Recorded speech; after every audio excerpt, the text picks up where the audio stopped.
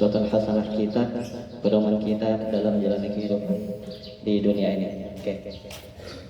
Sebelumnya yang kami hormati kepala sekolah, yakni Ustadz Fadillah SSI MPD, kemudian para asatidzah dan juga asatidz, ustadzat yang insyaallah tidak mengurangi rasa hormat kami, dan juga santri-santri, santriwan dan santriwati yang insyaallah diberkahi Allah di pagi hari ini. Amin amin ya rabbal alamin. Oke.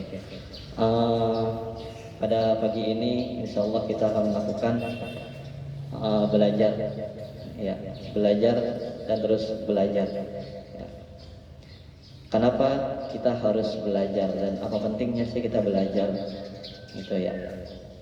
Yakni kita sudah ketahui semuanya bahwasanya ketika kita hidup di dunia, ya, baik yang kecil, remaja, anak-anak, dewasa, atau bahkan pun yang tua, pasti akan membutuhkan yang namanya ilmu. Ilmu itu akan selalu bermanfaat, baik ketika kita di dalam rumah, di luar rumah, di sekolah, ketika kita di jalan, di perjalanan, ilmu itu akan selalu terpakai. Sebagaimana misalnya kalian belajar di sekolah, belajar tentang kesabaran, kalian tidak akan pernah mendapatkan, atau sedikit kalian akan dapatkan yang namanya rasa sabar. Tapi rasa sabar itu akan kita gunakan ketika kita berada di jalan. Contohnya tadi pagi kalian yang berangkat macet, terjebak macet di jalan, maka apa? Di sana ilmu kita akan terpakai. Ya, ini adalah rasa kesabaran. Bagaimana caranya kita menumbuhkan rasa kesabaran di dalam diri kita.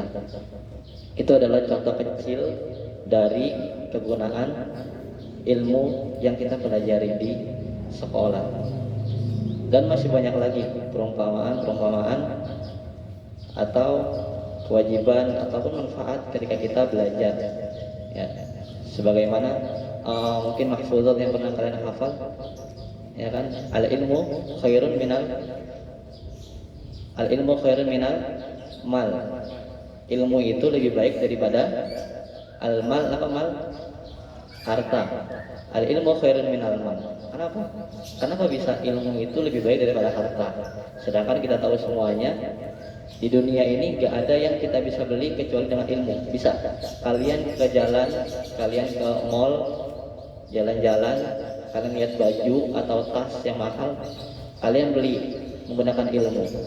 Apa bisa? Tidak. Tapi kita akan belinya dengan harta. Tapi kenapa para ulama mengatakan al ilmu khairun minal amal? Kenapa ilmu itu lebih baik daripada amal? Nah, maka dari itu para ulama melanjutkan al ilmu yang merusuka. Ilmu itu akan menjagamu. Kenapa lebih baik daripada harta? Karena ilmu itu akan menjaga diri kita. Menjaga dari apa? Dari segala hal keburukan, dari segala hal yang dapat mencelakai kita, dari segala hal yang dapat mencelakakan orang lain. Maka dari situ ulama menjelaskan al ilmu yahrusuka, ilmu itu akan menjagamu.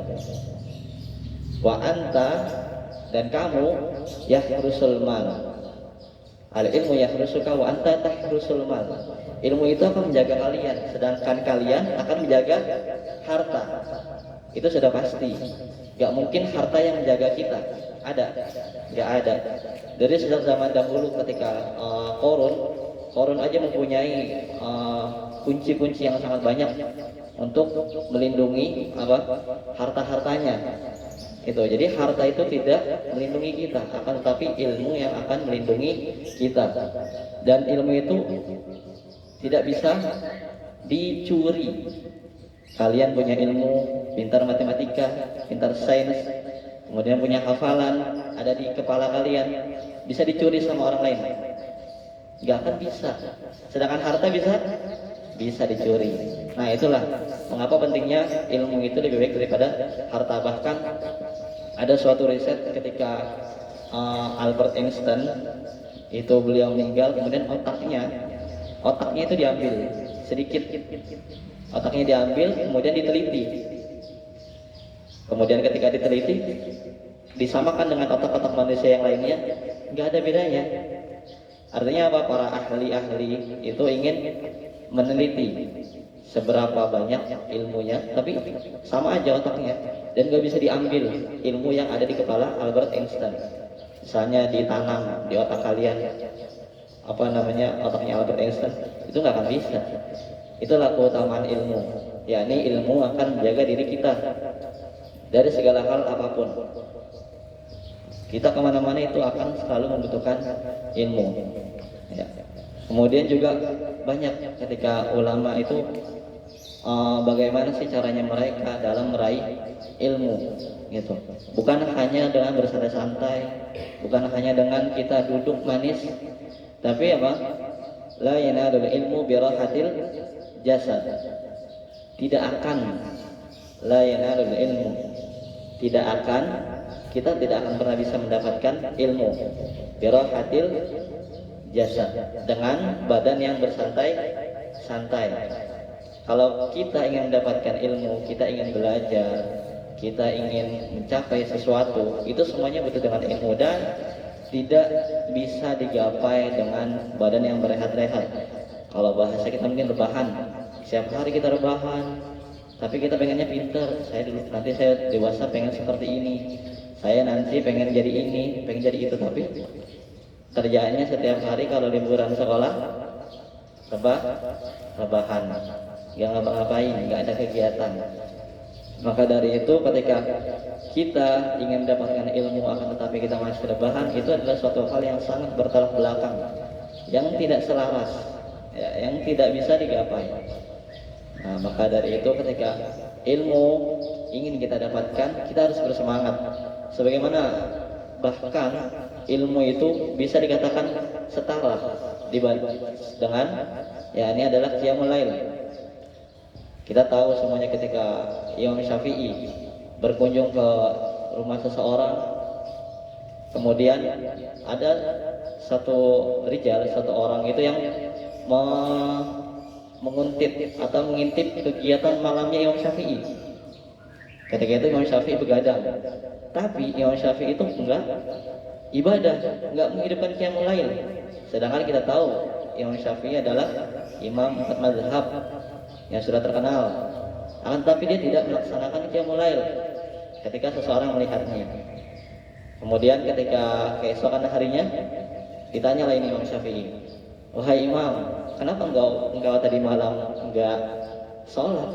Padahal engkau begadang, tapi kok enggak sholat qiyamul lail?" Kemudian dijawab oleh Imam Syafi'i. Apa katanya? "Sesungguhnya aku ketika malam, aku tidak sholat, aku memikirkan, memutola'ah, yakni mentelaah suatu ilmu, suatu permasalahan di tengah umat untuk dipecahkan." Artinya apa? Ketika Imam Syafi'i itu nggak tidur, dia melakukan mutola'ah, dia belajar, memikirkan bagaimana menyelesaikan permasalahan umat. Nah, itu bahkan sampai Imam Syafi'i aja dia tidak melakukan qiyamul lail hanya demi belajar. Kita perhatikan Imam Syafi'i adalah imam yang sangat dihormati, akan tetapi beliau masih belajar ketika malam hari, gitu kan. Ketika malam hari. Dan banyak para ulama-ulama yang lain itu dia dalam menuntut ilmu semangat belajarnya. Bahkan dulu Ustaz punya kakak kelas, beliau di perkuliahan, kemudian dia belajar, saking lamanya duduk itu beliau BAB-nya itu bukan kotoran yang keluar, tapi darah, karena saking lamanya dia duduk. Ketika dia dicek ke dokter, karena ia kekurangan air dan terlalu banyak duduk. Jadi Ustaz punya kakak kelas, beliau baru tidur itu jam 2 malam. Jam 2 malam maktabah perpustakaan itu baru mati lampunya kalau dia udah nggak ada. Tapi kalau maktabah perpustakaan itu masih nyala lampunya, itu dia berarti masih ada di sana. Sampai jam 2, kemudian subuh bangun dan nggak tahu tidur siangnya atau tidur laginya kapan. Kita bisa bayangkan dari jam 2 sampai jam 4 atau jam setengah 5, hanya waktu 2 jam setengah beliau tidur. Kemudian juga sama seperti Imam Nawawi. Imam Nawawi itu dia nggak tidur ketika dia belajar untuk menghabiskan untuk ilmu. Imam Syafi'i nggak tidur selama 2 tahun. Gimana bayangkan? Bukan berarti nggak tidur ini dia nggak tidur setiap hari, bukan. Tapi dia tidak berusaha untuk menidurkan dirinya. Ketika dia tidur, dia tertidur. Bukan mengusahakan dirinya untuk tidur kayak kita misalnya, saya mau tidur, matiin lampu jam 10. Itu adalah usaha kita untuk tidur. Tapi Imam Nawawi itu enggak. Dia enggak berusaha untuk tidur, dia selalu duduk. Dia tidur kalau dia tertidur. Paham? Beda menidurkan diri kita dengan kita tertidur. Bahkan dalam riwayat beliau hanya tidur sehari itu selama 2 jam. Imam Nawawi. Kemudian juga sama ada ulama hadis, muhaddisin, Syekh Al-Albani. Itu juga sama. Beliau semangat belajarnya itu hanya tidur sehari mungkin cuma 2 jam. Sedangkan kita belum. Bahkan tidurnya masih 12 jam. Jangankan di rumah. Di kelas aja kalau nggak ada gurunya.